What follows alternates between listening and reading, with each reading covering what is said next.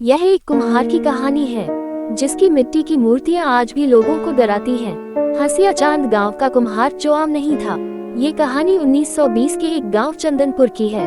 वहां भद्र कुम्हार नाम का एक आदमी रहता था जो मिट्टी के बर्तन, मूर्तियां और खिलौने बनाने में माहिर था। उसका सामान पूरे गांव में मशहूर था, लेकिन उसके बारे में एक अजीब बात मशहूर थी। कहा जाता था कि भद्र कुम्हार द्वारा बनाई गई मूर्तियां सजीव हो उठती हैं। कुछ लोग कहते हैं कि वह काला जादू जानता था। कुछ लोगों का मानना था कि इसकी मिट्टी में कोई रहस्य छिपा है, लेकिन हकीकत और भी भयावह थी। एक दिन गांव के जमींदार जावेद खान ने भद्र कुम्हार को बुलाया और कहा, मैं चाहता हूं कि आप मेरे लिए एक ऐसी मूर्ति बनाएं जो मेरे बगीचे में खड़ी हो और लोग आश्चर्यचकित रह जाएं।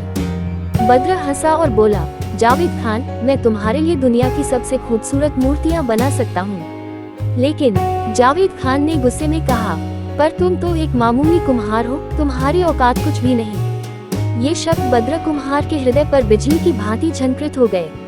अगले दिन जावेद खान ने भद्र को सबके सामने अपमानित किया, उसका काम बर्बाद कर दिया और उसके बर्तन तोड़ दिए। जमींदार के नौकर हंसे। भद्र ने चुपचाप मिट्टी उठाई, फायर और फुसफुसाए, तुमने मुझे नीच कहा, अब देखो ये मिट्टी तुम्हारा न्याय करेगी। अगली रात भद्र ने वह किया जो गांव में पहले किसी ने नहीं किया था। अमावस्या उसने मिट्टी की मूर्तियां नहीं बनाई, बल्कि जीवित इंसानों को मिट्टी बनाना शुरू कर दिया। लोगों को चीख पुकार सुनाई देने लगी, फायर, जावेद खान कहाँ है? भद्र की आवाज गूंजी। अगली सुबह जावेद खान गायब थे। जब लोग उसके बगीचे में आए तो वे रिवॉल्विंग लाइट वहाँ एक मूर्ति खड़ी थी जो बिल्कुल जावेद खान जैसी लग रही थी। रिवॉल्विंग लाइट, ये कैसे हो सकता है? डर के मारे चीख उठे ग्रामीण। लेकिन कहानी यही खत्म नहीं होती। अगले दिन एक और नौकर गायब हो गया और फिर एक और। भद्र की मिट्टी की मूर्तियां बढ़ती जा रही थी। खोपड़ी आखिरी रात जब भद्र खुद मिट्टी बन गया, लोग डरने लगे, लेकिन भद्र हंसता रहा। ये मिट्टी ही है जो सब कुछ तय करती है, वह कहेगा। लेकिन फिर एक रात भद्र का शिष्य रहमत अपने कमरे में गया और उसने जो देखा उसने उसे मार डाला। रिवॉल्विंग लाइट भद्र की अपनी मूर्ति खड़ी थी, लेकिन वो हिल रही थी।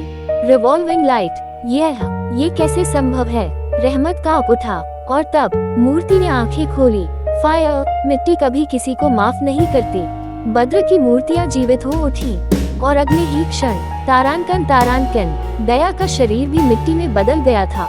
क्रिस्टल बॉल, क्या वे मूर्तियां आज भी जीवित हैं? कहा जाता है कि चंदनपुर के उस बगीचे में वे मूर्तियां आज भी खड़ी हैं और अगर कोई वहां रात को जाता है तो वह कभी वापस नहीं आता। आपने मिट्टी के बारे में क्या सोचा? ये सब देखती है और समय आने पर अपना बदला लेती है। ये लोग कहते हैं कि इन मूर्तियों की आंखें रात में हिलती हैं। फायर, क्या आपने कभी ऐसी जगह देखी है जहां मूर्तियां सामान्य न दिखती हों? क्या सचमुच कुम्हार की मिट्टी में कोई रहस्य था? क्या भद्र कुम्हार आज भी जीवित है? क्या वे मूर्तियां सचमुच किसी को मिट्टी में बदल सकती हैं? फेयरफुल, अगर आप कभी किसी पुरानी मूर्ति के पास जाएं, तो 2 बार सोचें।